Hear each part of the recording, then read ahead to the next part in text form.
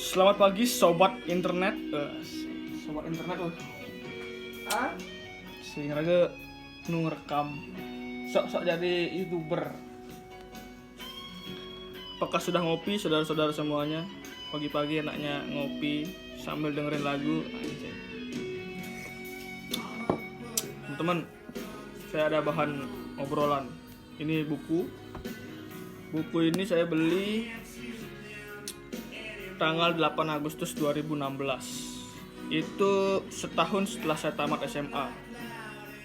Ketika SMA ada program silent reading gitu di SMA saya gitu. Jadi mengharuskan anak-anak atau sebelum mulai pelajaran kita harus membaca buku gitu. Saya cilin musiknya dulu.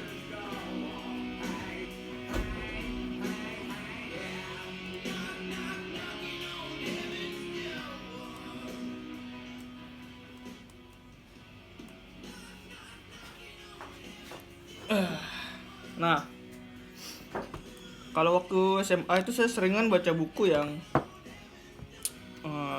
novel, romance gitu. Karena untuk untuk awal-awal bacaan memang harus dari yang ringan-ringan dulu supaya kita tertarik dan terbiasa untuk coba untuk baca gitu kan. Lalu ada banyak buku yang novel yang sudah saya baca.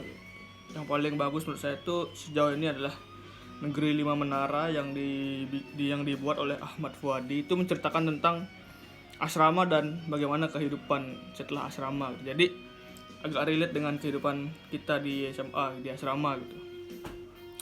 Lalu ada juga Si Cacing dan Kotoran Kesayangannya dan banyak lagi buku-buku yang sangat bagus yang ada di perpustakaan SMA Bali Mandara. Lalu setelah tamat dan kuliah, teman-teman saya salah satunya Gigi yang udah lebih dulu suka baca buku gitu. Nah, dia menganjurkan untuk saya untuk meningkatkan bacaan gitu loh. Jadi udahlah, jangan hanya hiburan aja yang dibaca gitu. Jadi mungkin sejarah, politik dan juga beberapa ideologi yang ada di dunia yang terkenal gitu mungkin mulai dibaca gitu. Akhirnya carilah saya referensi bahwa di Indonesia ada nggak ya gitu yang kira-kira punya karangan buku demikian. Adalah satu tokoh yang kira-kira tuh narasinya tuh agak dilupakan oleh Indonesia, yaitu Bapak Republik kita sendiri yang bernama Tan Malaka gitu. Beliau menceritakan berbagai macam buku gitu. Ada Aksi Massa. Terus yang paling terkenal dan sudah dibaca oleh Soekarno sendiri tuh namanya bukunya tuh Narde Republik. Dari buku itu yang dibaca oleh Soekarno akhirnya terinspirasi untuk menjadikan Indonesia itu sebagai negara yang menganut sistem republik. Katanya dari buku itu. Nah, lalu berarti orang ini kan bukan orang sembarangan, Tan Malaka ini gitu. Akhirnya saya mempelajari biografinya. Ada juga buku dari Tempo yang paling awal saya punya. Itu ada kisah-kisah pendiri bangsa gitu. Jadi ada bukunya khusus Tan Malaka, biografinya bagaimana. Sangat terjal sekali.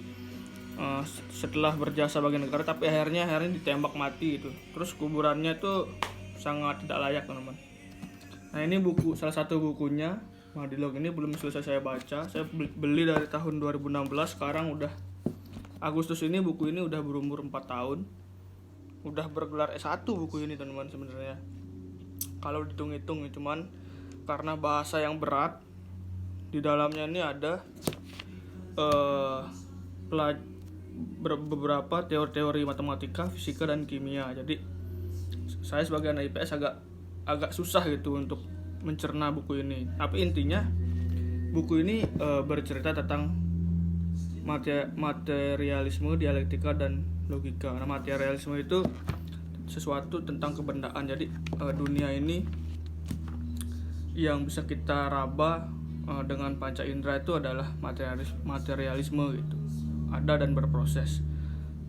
Jadi paham ini tuh kalau menurut buku ini bisa digunakan untuk menentang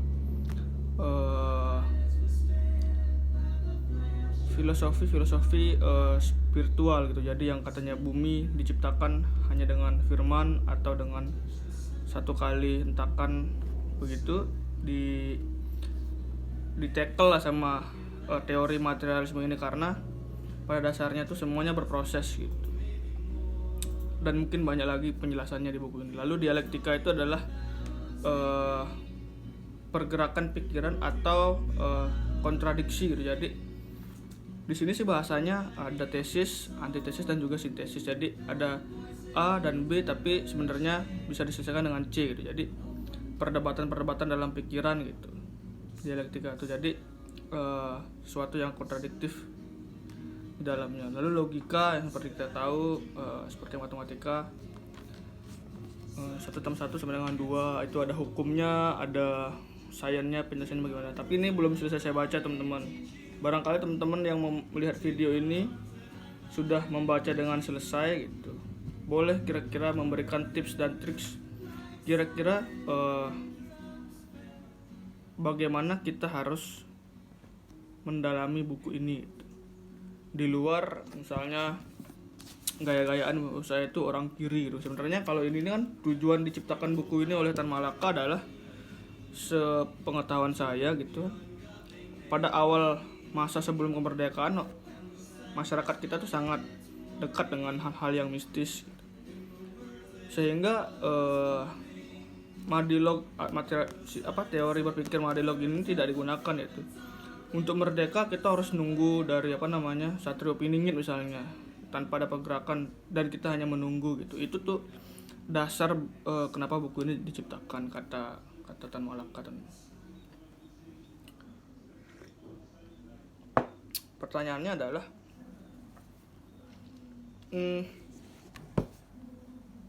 sejauh mana sih kita bisa menggunakan sistem berpikir ini dan juga tidak melenceng terlalu ekstrim gitu. Akhirnya kalau misalnya gagal paham dengan tujuan membaca buku ini, bisa saja kita jadi agak mempertanyakan lagi eksistensi Tuhan itu seperti apa gitu. Makanya mohon bimbingannya teman-teman yang sudah membaca ini, komentarnya bagaimana. Itu aja teman-teman. Terima kasih.